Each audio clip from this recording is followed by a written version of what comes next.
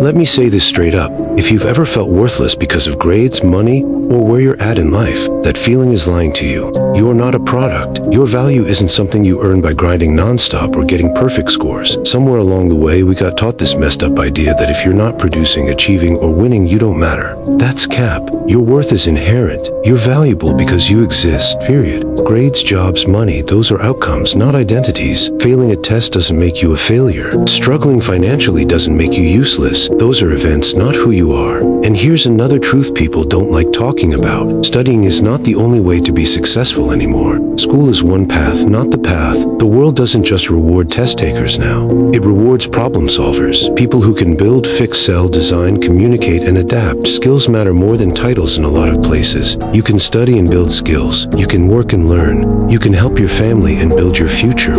Working, part-time, freelancing, learning a skill doesn't make you behind. It makes you real-world smart. It teaches responsibility, confidence, and independence in ways classrooms never will.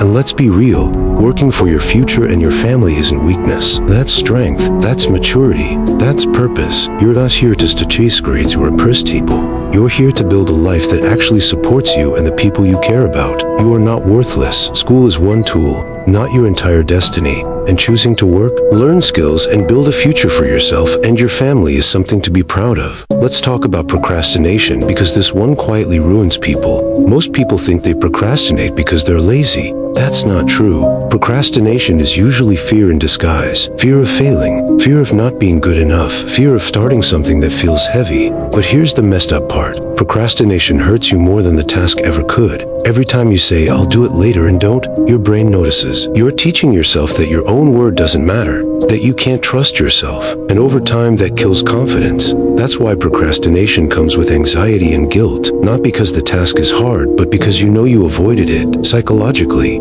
confidence isn't built by motivation. It's built by self-trust. And self-trust comes from doing what you said you'd do, even when you don't feel like it. Here's the fix, and it's simple but powerful. Start small, 5 minutes. That's it. When you start, even just a little, you send a different message to your brain. I can be trusted. Anxiety drops. Fear loses power. Momentum kicks in. Action isn't the reward of confidence. Action is the source of confidence. You don't need to finish everything today. You just need to begin.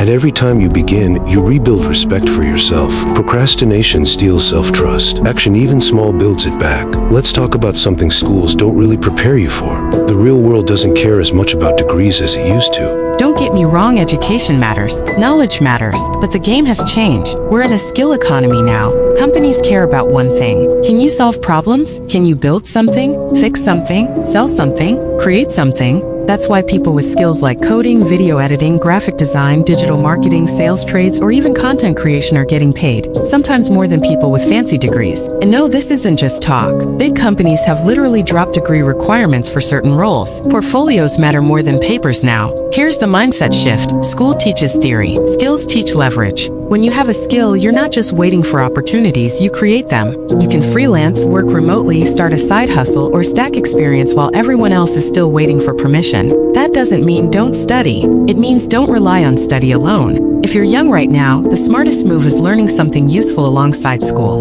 One real skill can change your whole trajectory. Degrees open doors, skills keep them open and pay you. Let's talk about work, real work, not just homework. There's this old idea that you should wait until you finish school to earn your first dollar. That mindset is outdated. When you work, even part-time, you learn things no textbook can teach you.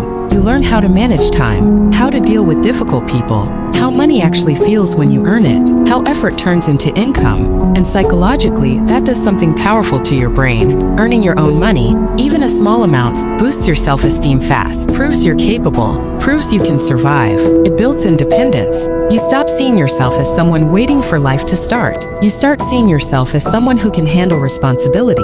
And no, working early doesn't mean you failed academically. It means you're building real-world intelligence. You're learning how systems work, how value is created, how effort translates into results. That confidence spills into everything: school, relationships, decisions. You stand taller because you know you can rely on yourself. Working early doesn't slow you down. It levels you up. Let's end with something you really need to hear. Life isn't a straight line. Social media makes it look like everyone is winning early, millionaires at 21, perfect careers, perfect lives. That's an illusion. You're seeing highlight reels, not the full story. Everyone has a different timeline. Some people peak early, some peak late, some fail, pivot, start over, and then win big. None of that means you're behind. Comparing your chapter 1 to someone else's chapter 20 will always mess with your head. It creates unnecessary pressure, anxiety, and self-doubt. The truth? Meaningful success takes time. It's built through trial, mistakes, learning, and growth. It's a marathon, not a sprint. You're allowed to take a different path. You're allowed to work, learn skills, fail, and try again. You're allowed to figure life out at your own pace. Progress isn't always loud. Sometimes it's quiet consistency.